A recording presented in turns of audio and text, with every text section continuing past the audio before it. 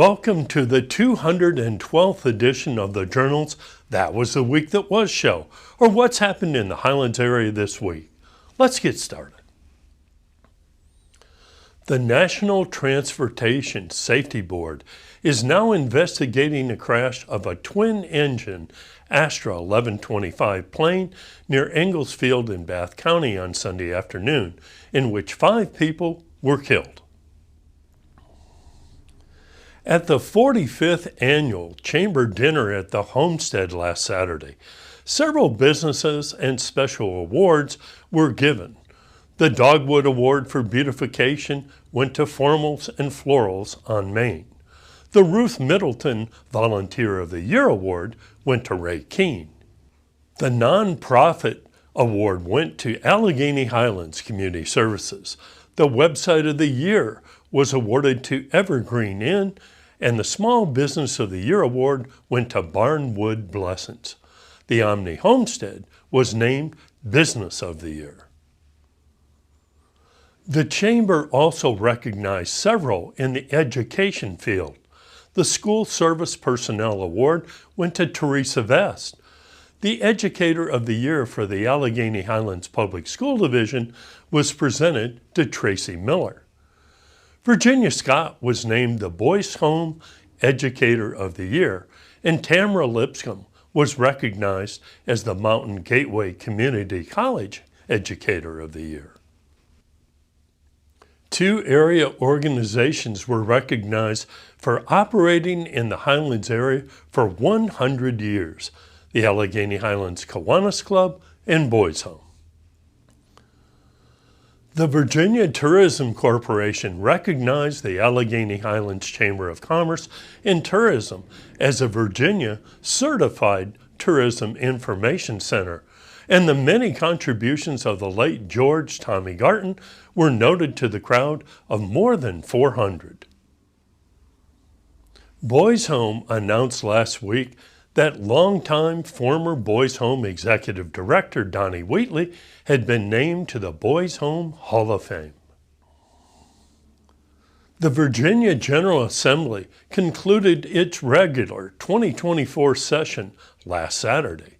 2,200 new bills were introduced by the Democratic majorities in both houses. Many vetoes are expected from Republican Governor Glenn Youngkin. Delegate Terry Austin's latest e-newsletter is now available and is presented in full on AlleghenyJournal.com. Prevented by airline scheduling delays from attending last Saturday's 45th Chamber Dinner at the Omni Homestead was well-known area resident and volunteer Ray Keene. He was named the Ruth Middleton Volunteer of the Year. Keene was presented a plaque for his service on Tuesday at Highlands Community Bank by Teresa Hammond, Executive Director of the Chamber. Also of note was Highlands Community Bank's very generous $1,000 check to a charity of Keene's choice, which turns out to be the Shriners Transportation Fund. The Allegheny Journal has learned that Bokova will be laying off its local employees this June due to its closing of operations here. About 30 jobs will be affected. The Journal has no additional details at the current time.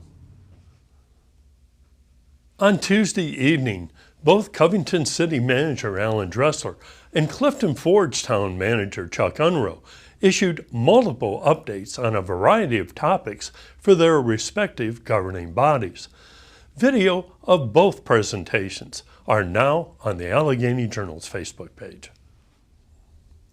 2 Covington citizens pointed out to the Covington City Council on Tuesday that locating a pier drop-in operation at the former Edgemont Elementary School may be a violation of the city's zoning rules.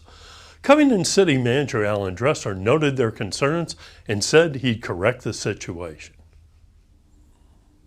In a surprise announcement on Tuesday, Mountain Gateway Community College revealed that it had ended its intercollegiate athletic program, noting that this affected a very small number of students. There's more details now on AlleghenyJournal.com. And now a word from our sponsor.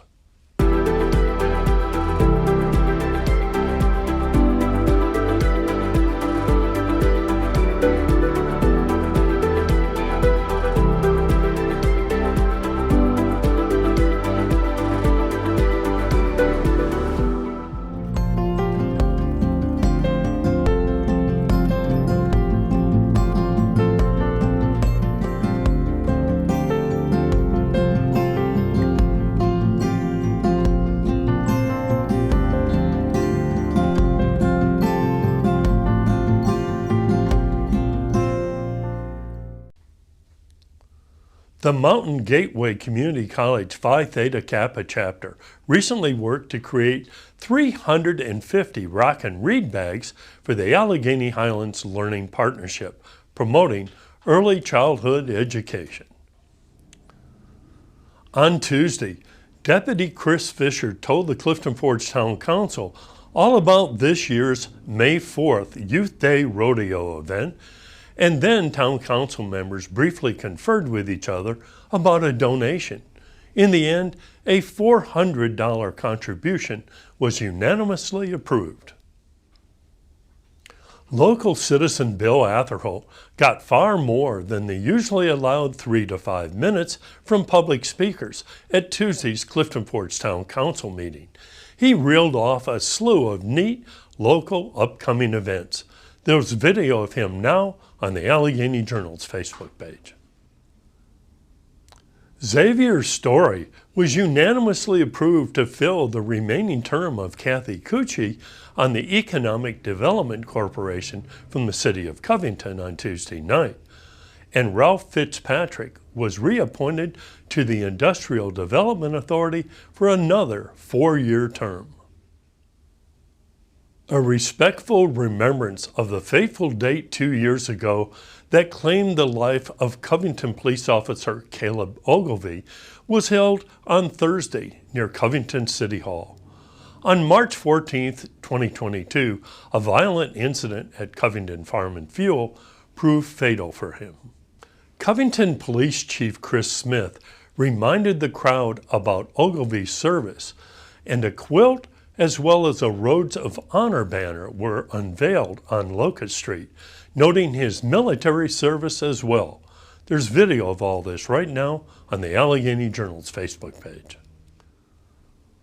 The historic Masonic Theater announced that it will be receiving $94,000 in federal funds that will allow the replacement of all entrance and emergency exit doors as part of an overall $148 million package for community projects in Virginia.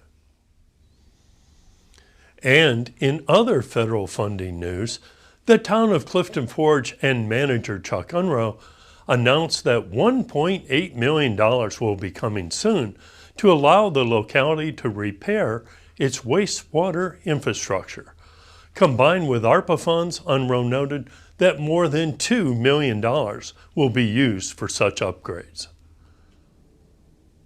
R.L. Johnston employees were hard at work earlier this week, setting up the basics for what soon will become a new field house at Casey Field, courtesy of the City of Covington and the Allegheny Foundation. Renovations of the building at the corner of Court Avenue and Locust Street in Covington have begun, with Randy Phillips and Stan Young Contracting leading the way. Covington Women's Club officers joined with area civic leaders to declare the month of April as Cleanup Month. Area citizens were urged to clean up with 1 bag each of litter on April 21st through 27th. Well-known area singer and choir director Dale Mooterspaw told the Allegheny Journal about 2 upcoming events in a recent interview. The Celebration Choir will perform on Palm Sunday, March 24th, and the announcers will sing on March 30th. The interview is now available on the Allegheny Journal's Facebook page. And thanks very much for joining us today for our 212th show in this series. With more than 19,232 Facebook followers now, your readership is very much appreciated. See you right here again next week.